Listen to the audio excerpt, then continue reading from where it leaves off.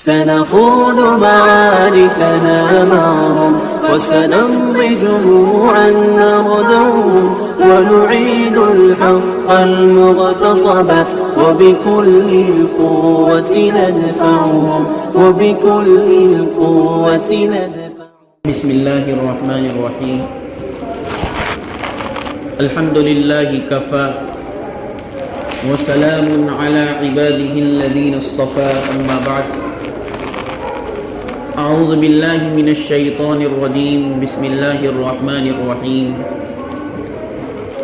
يا أيها الذين آمنوا اتقوا الله ولتنظر نفس ما قدمت لغد واتقوا الله. وقال النبي صلى الله عليه وسلم: لا تزول قدم ابن آدم حتى يسأل عن خمس: عن عمر فيما أفناه، وعن شبابه فيما أبلاه، إلى آخر الحديث، أو كما قال صلی اللہ علیہ وسلم. قابل احترام بزرگوں اور عزیز دینی بھائی، اللہ پاک نے ہمیں جو نعمتیں عطا فرمائی ہیں،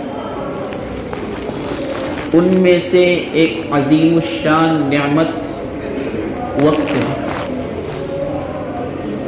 وقت اتنی عظیم نعمت ہے کہ اللہ پاک نے اپنے پاک کلام میں بار بار مختلف طریقوں سے اس وقت کی قسم کھائی. کبھی دن کی قسم کھائی، کبھی رات کی قسم کھائی، کبھی زمانے کی قسم کھائی، کبھی دن کے شفق کی قسم کھائی. الغرض اللہ تبارک و تعالی نے یہ قسمیں اس وجہ سے کھائی ہے، یہ اس جانب اشارہ ہے کہ وقت بہت قیمتی نعمت اور دولت. کسی نے بہت یہ خوب کہا ہے وقت کے سلسلے میں. حضرت علی رضی اللہ تعالی عنہ فرمایا کرتے تھے کہ یہ زندگی تمہارا صحیفہ ہے، تمہارا ریکارڈ ہے، تمہارا نامہ اعمال ہے. اس صحیفے کو نیکی کے ذریعے دوام بخشو. یعنی جو وقت گزر رہا ہے، ہمارا ہر وقت ایسا گزرے کہ کل ہمیں اس وقت پر رونا نہ پڑے. حضرت حسن بصری رحمۃ اللہ علیہ فرمایا کرتے تھے کہ وقت بہت ہی قیمتی نعمت ہے. وقت ہی تمہاری عمر ہے، دن اور ایام تمہاری عمر ہے. جہاں ایک دن گزر گیا تو یہ سمجھو کہ تمہاری زندگی کا ایک حصہ گزر گیا. کل جب اللہ تبارک و تعالیٰ کی جانب سے جنتیوں اور جہنمیوں کا فیصلہ ہو جائے گا، کچھ لوگ جنت میں جائیں گے اور کچھ لوگ دوزخ کا ایندھن بنیں گے، جہنم میں جائیں گے. تو اس موقع پر جہنمیوں کی جانب سے یہ پکار آئے گی: ربنا اخرجنا نعمل صالحا غیر الذی كنا نعمل. اے ہمارے پروردگار، آپ ہمیں دوبارہ نکالیے اور ہمیں دنیا میں لوٹائیے. ہم اس کے برخلاف کام کریں گے جو ہم دنیا میں کیا کرتے تھے. یعنی پہلے کی جو زندگی ہماری غفلت میں گزر گئی، اب یہ زندگی غفلت میں نہیں گزرے گی، بلکہ آپ کی اطاعت اور فرما برداری میں گزرے گی. اس وقت افسوس ہوگا. تو ہماری جو عمر ہے، ہمارے جو ایام ہیں، وہ ہمیں ہماری زندگی کے اختتام تک پہنچائے. ایک دن کا گزر جانا گویا کہ ہمیں جو عمر ملی ہے اس میں سے ایک حصے کا کٹ جانا.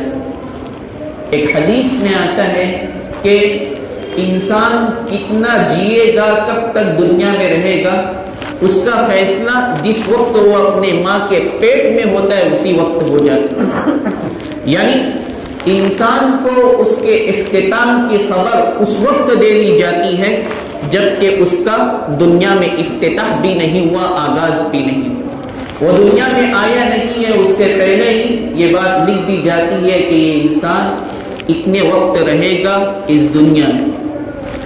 تو عقل مندی کا تقاضا یہ ہے کہ انسان ان اوقات کی قدر کرے۔ جو لوگ وقت کی قدر و قیمت جانتے ہیں، اپنے وقت کو جس طرح گزارنا چاہیے اسی کے مطابق گزارتے ہیں، تو وہ لوگ دنیا میں بھی کامیاب ہوں گے اور آخرت میں بھی کامیاب ہوں گے۔ کسی نے بہت ہی خوب کہا ہے، ہو رہی ہے عمر مثل برف تب، رفتہ رفتہ چھپ کے دم دم، کہ ہماری جو عمر ہے وہ برف کی مانی پگھلتی جا رہی ہے اور ہم اپنی موت کے قریب ہوتے جا رہے ہیں۔ ایک بزرگ فرمایا کرتے تھے کہ میں نے برف فروش سے، برف بیچنے والے سے بڑی عبرت لی کہ وہ ایک مرتبہ آواز لگا رہا تھا کہ اللہ آپ پر رحم کرے، آپ میرے سرمایے کو خرید لو، اس لیے کہ میرا سرمایہ وقت کے ساتھ کم ہوتا چلا جائے۔ ظاہر سی بات ہے، برف اگر اس کے لیے ٹھنڈک کا انتظام نہ ہو، فریج ڈی فریز کا انتظام نہ ہو تو برف پگھلتا جاتا ہے۔ تو وہ شخص، وہ برف بیچنے والا آواز لگا رہا تھا کہ اللہ آپ پر رحم فرمائے، آپ میرا سرمایہ خرید لو ورنہ میرا سرمایہ یوں ہی ضائع ہو جائے گا۔ تو اس بزرگ نے اس سے عبرت لی کہ اسی طرح ہماری زندگی کا حال ہے کہ جیسے جیسے ایام گزر رہے ہیں، اوقات گزر رہے ہیں، ہم اپنی موت کے قریب ہوتے جا رہے ہیں۔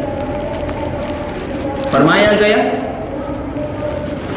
ان الدنیا یوم ولنا فیہ صوم، کہ دنیا کی کیا حقیقت ہے؟ دنیا صرف ایک دن ہے اور اس میں ہمارا روزہ ہے، یعنی یہ دنیا بہت مختصر ہے۔ انسان کی دنیا کیا ہے؟ انسان کی دنیا اس کی زندگی۔ جب انسان مر جائے گا تو اس کی قیامت، اس کی آخرت جاری ہو جائے گی۔ ارشاد فرمایا گیا من مات فقد قامت قیامتہ، کہ جو شخص مر جائے، انتقال کر جائے، گویا کہ اس کی قیامت قائم ہو گئی۔ اس لیے کہ انسان جب اس دنیا سے رخصت ہوتا ہے، لوگ اسے غسل دیتے ہیں، کفن پہناتے ہیں اور پھر اسے قبر کے حوالے کر دیتے ہیں۔ لوگ اس کے قبر سے 40 قدم آگے بڑھتے ہیں کہ اس کا حساب و کتاب شروع ہو جائے۔ یہ حساب و کتاب کیا ہے؟ یہ حساب کتاب ہی آخرت کی چیز ہے۔ اب وہ جو دنیا میں آیا تھا، دنیا سے اس کا کانٹیکٹ ختم، اب وہ دنیا میں دوبارہ نہیں آئے گا۔ جب جہنمی بھی اللہ تبارک و تعالیٰ سے چاہیں گے کہ یا اللہ ہم نے جو زندگی گزاری غفلت کے ساتھ، لاپرواہی کے ساتھ، اب ہم چاہتے ہیں کہ آپ ہمیں دوبارہ دنیا میں بھیج دیں، ہم ایسے کام کریں گے کہ آپ راضی ہو جائیں گے، ہم آپ کی عبادتیں کریں گے، ہم گناہ کے کام نہیں کریں گے۔ تو اللہ تعالیٰ کی جانب سے جواب آئے گا اولم نعمرکم ما یتذکر فیہ من تذکر وجاءکم النذیر، کیا ہم نے تم کو اتنی عمر نہیں دی تھی کہ اتنی عمر کے اندر اگر کوئی نصیحت حاصل کرنے والا، کوئی عبرت حاصل کرنے والا نصیحت حاصل کرنا اور عبرت حاصل کرنا چاہتا تو وہ عبرت حاصل کر سکتا تھا۔ اور اس سے بڑھ کر یہ کہ تمہارے پاس ڈرانے والے آئے، انبیاء آئے، انبیاء علیہ السلام قریباً 1,24,000 انبیاء کرام اس دنیا میں آئے ہیں اور انہوں نے اللہ کی وحدانیت، اللہ کی بندگی کی دعوت دی، گناہوں سے بچنے کے لیے کہا۔ یہ چیز اس موقع پر کہی جائے گی۔ ہمارے پاس گرچہ ابھی انبیاء کرام نہیں آ رہے لیکن ہمارے پاس قرآن موجود ہے، نبی پاک صلی اللہ علیہ وسلم کا پاک کلام حدیث مبارکہ موجود ہے جو ہماری گائیڈ لائن کرتی ہے، جو ہماری ہدایت کرتی ہے اور ہمیں سیدھے راستے کا بتاتی ہے، سیدھے راستے کی جانب رہنمائی کرتی ہے۔ تو اس موقع پر کہا جائے گا کیا ہم نے تمہیں اتنی عمر نہیں دی تھی کہ اس عمر میں اگر تم نصیحت حاصل کرنا چاہتے تھے تو آرام سے نصیحت حاصل کر سکتے تھے اور سیدھے راستے کو اختیار کر سکتے تھے، لیکن تم نے وہ قیمتی وقت ضائع کر دیا، تم نے اس قیمتی وقت کو لاپرواہی اور غفلت میں گزارا۔ جاؤ، تمہارا ٹھکانہ یہی جہنم۔ تو عمر اور وقت یہ انسان کو عطا کردہ نعمتوں میں سے بہت ہی عظیم الشان نعمت، اس وقت کی قدر کرنی چاہیے۔ جیسا کہ ہم جانتے ہیں کہ آج 30 تاریخ ہے، کل 31 تاریخ ہے، اور اس 31 تاریخ کے اختتام کے ساتھ 2023 کا سال شروع ہو جائے گا۔ اللہ کا فضل کرم ہے کہ وہ خرافات جو اس موقع پر انجام دیے جاتے ہیں وہ ہمارے شہر مالیگاؤں میں انجام نہیں دیے جاتے۔ شاید آپ کو معلوم ہوگا کہ جہاں 31 دسمبر کا اختتام ہوتا ہے اور رات 12 بجے کے بعد نئے سال کا آغاز ہوتا ہے، تو اور شہروں اور علاقوں میں فحاشی اور عریانیت کا ناش ناشا جاتا ہے، شراب نوشی کا دور چلتا ہے، زناکاری کے اڈے قائم کیے جاتے ہیں، اور نہ جانے اللہ کو ناراض کرنے والے کیسے کیسے کام انجام دیے جاتے ہیں۔ اللہ کے فضل سے ہمارا شہر اس سے محفوظ ہے، لیکن بعض لوگ یہ خیال کرتے ہیں کہ نیا سال آیا اور یہ نیا سال ہمارے لیے خوشیاں لایا۔ آپ ہرگز اس بھول میں نہ پڑیے گا، بلکہ آپ یاد رکھیے کہ یہ نیا سال آپ کے لیے یہ پیغام لے کر آیا ہے کہ اللہ تعالیٰ نے آپ کو جتنی عمر دی تھی اس عمر کا ایک حصہ گزر چکا ہے۔ آپ 50 سال زندہ رہنے والے تھے تو آپ کی عمر سے 1 سال گھٹ کر اب آپ 49 سال زندگی گزاریں۔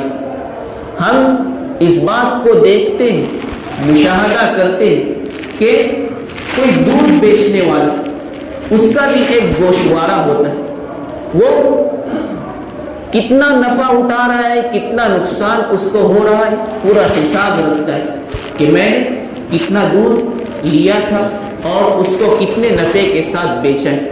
اگر اس کے یہاں بھینس ہو تو وہ اس کا بھی حساب لگائے گا کہ بھینس کے کھانے پانی میں کتنا صرف ہوا ہے، کتنا میرا خرچ آیا، اس کا گوشوارہ اس کے پاس تیار ہوتا ہے۔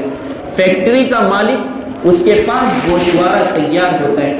موبائل کمپنی یا چھوٹی موٹی دکانیں وہ اپنا گوشوارہ محفوظ رکھتے، بلکہ ایک کھوکے والا، پان کے کھوکے والا ہو یا کرانہ دکان چلانے والا، یہ تمام لوگ اپنا ایک گوشوارہ محفوظ رکھتے ہیں جس میں وہ اپنے نفع اور نقصان کا حساب لگاتے اور اسی کے مطابق آگے کا دائرۂ عمل تیار کرتے۔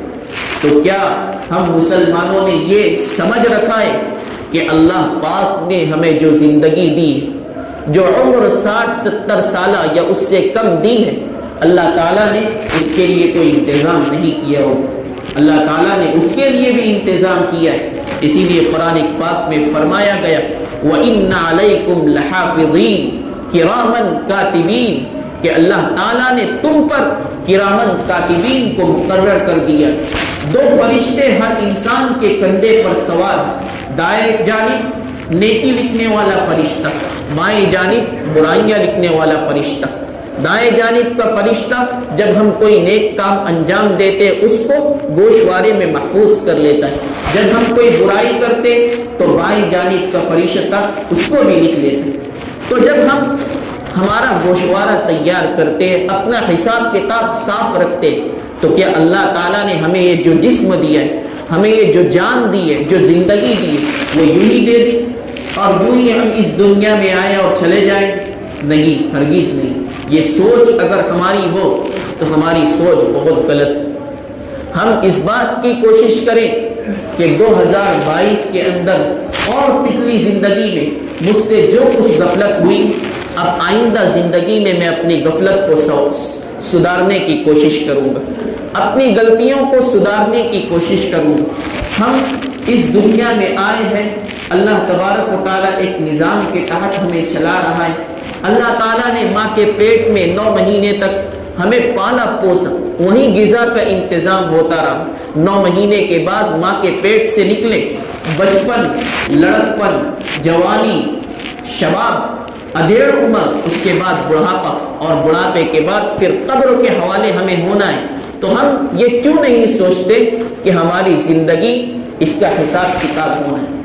ہماری زندگی کا اللہ تبارک و تعالیٰ ایک ایک وقت اور ایک ایک لمحے کے متعلق پوچھ گچھ کرے گی۔ تو کیوں ہم اپنی زندگی کو عبادت کے ساتھ، اللہ کی فرما برداری کے ساتھ نہیں گزارتے؟ ہم یہ نہیں کہتے کہ ہم کام دھندا چھوڑ دیں اور بس مسجد کا ایک کونا پکڑ کے اللہ کے ذکر میں مشغول ہو جائے، نہیں، ایسی بات نہیں، بلکہ ہم اپنی زندگی کو بندگی بنائیں۔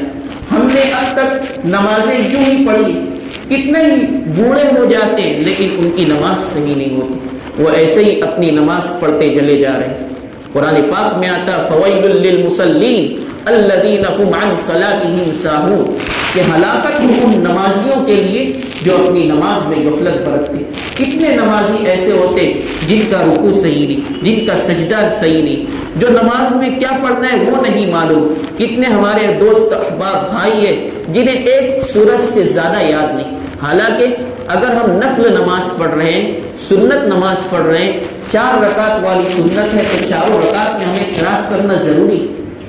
ہم اتنا تو قرآن سیکھ لے کہ جس کے ذریعے ہماری نماز صحیح ہو جائے، ہمارے روزے صحیح ہو جائے۔ قابل مبارک بات ہے جمعیت علماء مدنی روڈ کہ انہوں نے 31 دسمبر کو اس بات کا اہتمام کیا کہ نوجوان طبقہ، بوڑھے حضرات اور جو بھی شوقین ہو اپنی نماز کے صحیح اور درست کرنے کے، وہ لوگ وہاں پہنچ کر اپنی نماز کو درست کر سکتے۔ آپ کے پاس آپ کی مسجد کے امام ہیں، آپ کی مسجد کے مؤذن ہیں، آپ آئیے اور اپنی نمازوں کو صحیح کیجیے۔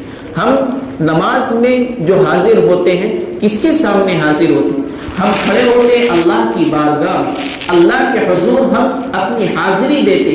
ہم جب بادشاہ کی یہاں جائے، بادشاہ کا تو دور نہیں رہا، ہم کسی MLA کے پاس جائیں، ہم گاؤں کے سرپنچ کے پاس جائیں تو ہمارا کتنا اہتمام ہوتا ہے۔ ہم بہترین انداز میں غسل کرتے، اچھے سے اچھا کپڑا پہنتے، خوشبو لگاتے، بالوں کو سنوارتے اور نہ جانے کیسی کیسی زینت کی اشیاء استعمال کر کے اس کے سامنے حاضر ہوتے۔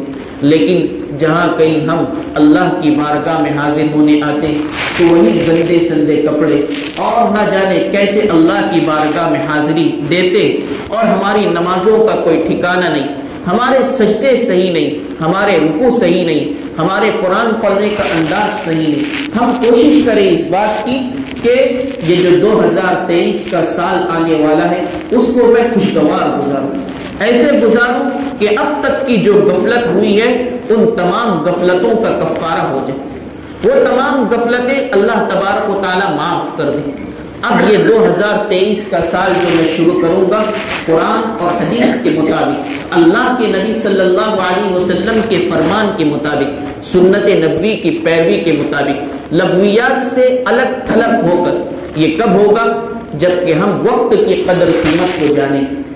ہو رہی ہے عمر مثل برف کم، رفتہ رفتہ چپکے دم بدم، عمر کم ہوتی جا رہی ہے۔ اسی لیے کسی نے بہت ہی خوب کہا ہے الوقت اثمن من الذهب، کہ وقت سونے سے زیادہ قیمتی، گولڈن سونے سے زیادہ قیمتی وقت کو قرار دیے کہ جو شخص وقت کا صحیح استعمال کرے گا، وقت کو اس کے مطابق گزارے گا جس کے مطابق گزارنے کا حکم دیا گیا کہ یہ شخص کامیاب رہے گا۔ ہم اس بات کی کوشش کریں کہ ہمیں اللہ تبارک و تعالیٰ نے جب اس دنیا میں بھیجا ہے تو بھیجنے والے کے جو اغراض ہے، جو مقاصد ہے، اس کے مطابق میں زندگی گزاروں۔ اللہ نے فرما دیا وَمَا خَلَقْتُ الْجِنَّ وَالْإِنسَ إِلَّا لِيَعْبُدُونَ، کہ ہم نے انس و جن کو اپنی عبادت کے لیے پیدا کیا۔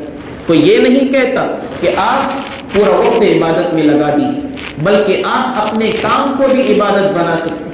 حضور علیہ السلام نے ایک صحابی حاضر خدمت ہوئے، 10 سوال مانگا تو حضور علیہ السلام نے ارشاد فرمایا کہ دینے والا ہاتھ لینے والے ہاتھ سے بہتر ہے، تمہارے پاس کیا ہے؟ تو صحابی نے کہا کہ میرے پاس فلاں چیز ہے۔ حضور علیہ السلام نے کہا کہ وہ چیز لے کر آؤ، تو جو چیز لے کر آئے اسے 2 درہم میں بیچی۔ حضور علیہ السلام نے کہا 1 درہم کا کدال لاؤ اور 1 درہم کا لکڑی جو اس کے اندر لگتی ہے وہ لے کر آؤ، اور کہا کہ جنگل میں چلے جاؤ، لکڑیاں کاٹو، لکڑی بیچو اور اس کے ذریعے اپنا اور اپنی بیوی بچوں کا پیٹ بھرو۔ تو تو وہ شخص نے اس کام کو شروع کیا، اللہ پاک نے برکت عطا فرمائی اور فراوانی آ گئی۔ تجارت سے کوئی منع نہیں کرتا، کام دھندے سے کوئی منع نہیں کرتا، لیکن منع اس بات سے کیا جاتا ہے کہ اللہ پاک، اللہ کا منادی مؤذن اذان دے کر 5 وقت ہمیں بلاتا ہے، حی علی الصلاۃ، آؤ نماز کی طرف، حی علی الفلاح، آؤ کامیابی کی طرف، لیکن ہم اس قدر غفلت میں ڈوبے ہوئے ہیں کہ ہم اپنی کامیابی ان کام دھندوں میں سمجھتے ہیں، ہم کامیابی اپنی دکان اور فیکٹریوں میں سمجھتے ہیں۔ کیا اگر ہم مؤذن کی اذان سن کر نماز کے لیے آ جائیں، آپ 5 وقت کی نماز کا اندازہ لگائیے کہ اگر ہم اذان کے ساتھ مسجد میں آ جاتے ہیں، 1 وقت کی نماز میں 10 منٹ صرف ہوتا ہے، تو 5 وقت کی نماز میں 50 منٹ صرف ہوگا، 1 گھنٹہ پکڑ لیجیے۔ ہم اگر 1 گھنٹہ مسجد میں حاضری دے دیں تو کیا ہماری تجارت ٹھپ پڑ جائے؟ کیا ہمارے کام دھندے کم ہو جائے؟ کیا ہمیں روزگار نہیں ملے گا؟ نہیں، ہرگز نہیں، بلکہ اس نماز کی برکت سے آپ کے کاروبار میں ایسی برکت آئے گی کہ آپ کا وہم و گمان بھی نہیں ہوگا۔ تو ہم کیوں اللہ کے منادی کی، اللہ کے مؤذن اذان دینے والے کی آواز سن کر نماز کے لیے نہیں آتے؟ ہم اپنے وقت کو قیمتی سمجھے کہ یہ وقت ہمارا اپنا نہیں ہے، یہ زندگی ہماری اپنی نہیں ہے، یہ زندگی اللہ کی دی ہوئی، یہ زندگی ہمارے پاس امانت ہے، اور اگر امانت کو صحیح طریقے پر استعمال نہیں کیا گیا تو اس شخص کو خائن شمار کیا جاتا ہے، خیانت کرنے والا شمار کیا جاتا ہے۔ اور خیانت کرنے والے کے سلسلے میں کیا سخت ارشاد فرمایا، لا ایمان لمن لا امانت لہ، کہ جو شخص امانت کا پاس و لحاظ نہیں رکھے اس کے ایمان میں کمی۔ تو کیا ہمارے ایمان میں کمی؟ ہم اس بات کی کوشش کریں کہ ہمارے عمر صحیح طور طریقے سے گزرے۔ آپ جانتے ہیں کہ اگر کوئی شخص باہر سفر کرتا ہے اور اس کا مقصد وہاں تجارت کرنا ہو، وہ وہاں بہت سارا مال و دولت اکٹھا کر لیتا ہے، جمع کر لیتا ہے دوسرے ملک میں۔ اب اس کی یہ کوشش ہوتی ہے کہ یہ پیسے میں بینک میں ڈال دوں اور میرے ملک میں، ہندوستان میں، وہ پیسے اسی کے مطابق نکلیں گے جو ہمارے یہاں کرنسی چلتی۔ مثال کے طور پر کویت میں کوئی شخص کام دھندا کر رہا ہے، اچھی خاصی اس کی سیلری ہے اور تنخواہ ہے، اس نے ڈھیر سارا پیسہ اکٹھا کر کے وہاں کے بینک میں ڈال دیا، یہاں سے ہم آسانی کے ساتھ اپنی کرنسی نکال سکتے ہیں، ضرور نکال سکتے ہیں۔ تو اسی طرح ہم یہاں پر جو کچھ کام انجام دے رہے ہیں وہ آخرت کے اسٹیٹ بینک میں جمع ہو رہا ہے، آخرت کے بینک میں جمع ہو رہا ہے۔ ہم جو خیر کے کام کرتے ہیں، اچھے کام کرتے، نمازیں پڑھتے ہیں، روزے رکھتے، غریبوں کی مدد کرتے، یہ چیزیں آخرت کے اسٹیٹ بینک پہ جمع ہو رہی، کل وہاں ہمیں وہ کرنسی، وہ مال و دولت ملے گا۔ جس شخص کے جتنے اچھے اعمال رہیں گے اسی کے مطابق اس کے درجات بلند ہو۔ ہم اس چیز کو سمجھے کہ ہماری جو زندگی چل رہی ہے اس میں کچھ عبادت کر رہے ہیں، وہ عبادت یوں ضائع نہیں جانے والی، بلکہ نیکی پر تو اللہ تبارک و تعالیٰ نے امت محمدیہ پر نیکی کے سلسلے میں اتنا فضل فرمایا کہ ارشاد فرما دیا، من جاء بالحسنہ فلہ عشر امثالها، ایک نیکی کرو گے تو اس کی عوض 10 نیکی ملے گی۔ اتنا بھاؤ بڑا ہوا ہے امت محمدیہ کے لیے۔ تو ہم خوب سے خوب نیک اعمال کریں اور اپنی زندگی کو سنوار کر چلیں۔ ہماری موت جس وقت آئے تو ہماری موت قابل رشک ہو، ہم ایسی موت مرے کہ دنیا کہے کہ کتنا عظیم انسان اس دنیا سے چلا گیا۔ موت ایک اٹل حقیقت ہے، اذا جاء اجلهم لا يستأخرون ساعة ولا يستقدمون۔ میں نے آپ کو بتایا کہ انسان کی زندگی وہی اس کے ایام، زندگی کا ایک دن کٹا تو اسی کے ساتھ ساتھ اس کے عمر کا ایک حصہ کٹ گئے۔ یہ موت ایسی اٹل حقیقت ہے کہ جو کسی کے ٹالے نہیں ٹلتی۔ ایک افلاطون تھا، بڑا حکیم اور دنیا میں مشہور۔ اس افلاطون نے چاہا کہ میں موت کو ٹال دوں، لوگوں سے کہہ دیا کہ میں اپنے وقت مقررہ پر نہیں مروں، اور اللہ تعالیٰ سے اس نے دعا کری کہ اللہ جس وقت میری موت آنے والی ہو مجھے موت آنے سے پہلے اطلاع کر دے. تو اللہ تبارک و تعالیٰ نے کسی ذریعے سے اس کو بتلا دیے. ایسے چیزیں ہوتی ہے تعجب کی بات نہیں، الہام ہوتا ہے اللہ والوں پر، بزرگوں پر، کہ اب اس کا آخری وقت ہے، آخری لمحہ ہے.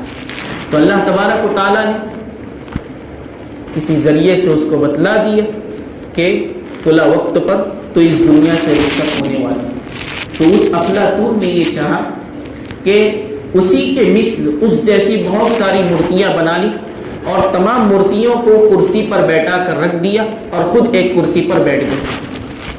اب ملک الموت، موت کا فرشتہ آیا. افلاطون نے یہ سمجھا تھا کہ مجھ جیسے بہت سارے ہوں گے تو فرشتہ اس کے لیے وقت مقرر ہے. موت اپنے وقت سے نہ ایک سیکنڈ پہلے آ سکتی ہے اور نہ ایک سیکنڈ بعد میں آ سکتی ہے.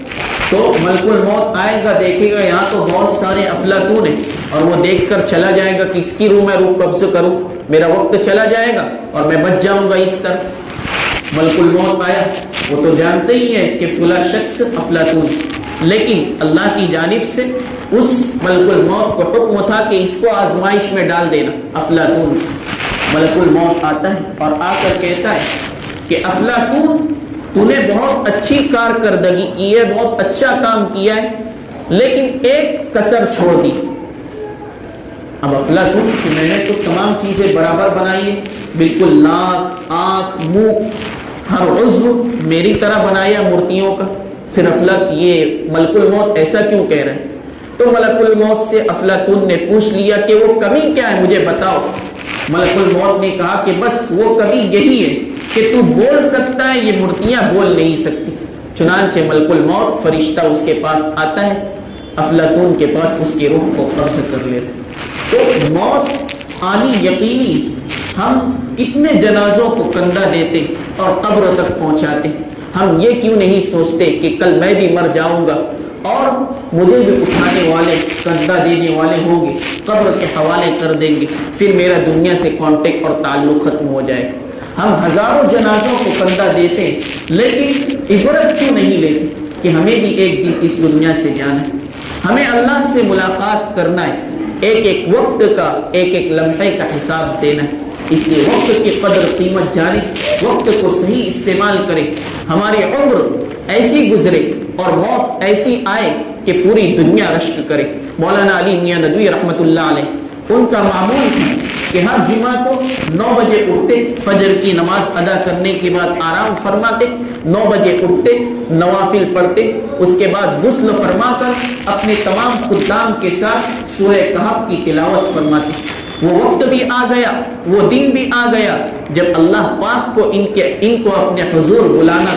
چنانچہ حسب معمول 9 بجے اٹھتے، نوافل پڑھتے اور اس کے بعد غسل کے لیے جاتے. غسل فرماتے، رمضان کا مبارک موقع، غسل فرماتے، غسل کر کے نکلتے، خدام کو جمع کرتے سورہ کہف پڑھنے کے لیے. لیکن کیا بات ہے کہ آج سورہ کہف کی جگہ زبان سے یاسین والقرآن الحکیم انک لمن المرسلین جاری ہو گئی.